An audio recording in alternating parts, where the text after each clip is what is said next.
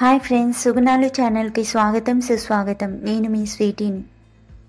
ప్రకృతి శక్తి ఎంత గొప్పదో అందరికీ తెలుసు. కానీ ప్రకృతి శక్తి ముందు కూడా నిలబడిన దేవాలయం ఉందంటే అది ఒడిశాలోని ప్రసిద్ధ లార్డ్ లోకనాథేశ్వర ఆలయం.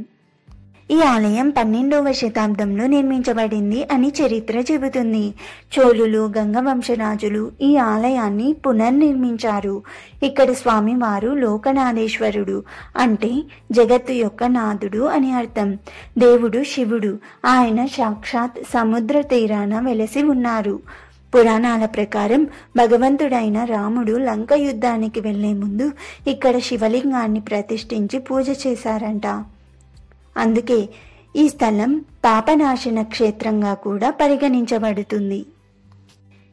ఈ ఆలయం పూరి సమీపంలో ఉంది. ఇది సముద్ర తీరానికి చాలా దగ్గరగా ఉన్నప్పటికీ ఎప్పుడు సముద్రపు అలలు ఆలయాన్ని తాకవు. ప్రతిరోజు సముద్రపు నీరు ఆలయ ద్వారం వరకు వస్తుంది. కానీ ఆశ్చర్యంగా గర్భగుడి వరకు ఒక్క చుక్క నీరు కూడా చేరదు. స్థానికులు చెబుతారు, శివుడు స్వయంగా తన ఆలయాన్ని రక్షిస్తారు అని. ఇక్కడ ప్రతి సంవత్సరం మహాశివరాత్రి ఘనంగా జరుపుకుంటారు. అప్పుడు భక్తులు సముద్ర జలంతో లింగాన్ని అభిషేకం చేస్తారు. రాత్రంతా దీపాలు వెలిగిస్తారు, భజనలు చేస్తారు. అది చూడటం ఒక ఆధ్యాత్మిక అనుభూతిని ఇస్తుంది. లోకనాథేశ్వర ఆలయం మనకు చెప్పేది ఏమిటంటే దైవం ఉన్న చోట ప్రకృతి కూడా తన సరిహద్దులు దాటదు. అందుకే ఈ ఆలయం నీటి పక్కన ఉన్న నీటిలో మునగదు. ఈ ఆలయం మనకు ఒక సూచన కూడా ఇస్తుంది. అదేమిటంటే మన విశ్వాసం బలంగా ఉంటే ఏ కష్టాలు, ఏ అలలు మన జీవితాన్ని తాకలేవు.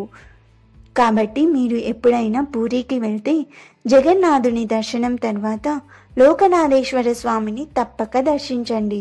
అది ఒక ఆధ్యాత్మిక అనుభూతి మాత్రమే కాదు, దైవశక్తిని మన కళ్ళ ముందే చూసినట్టే ఉంటుంది.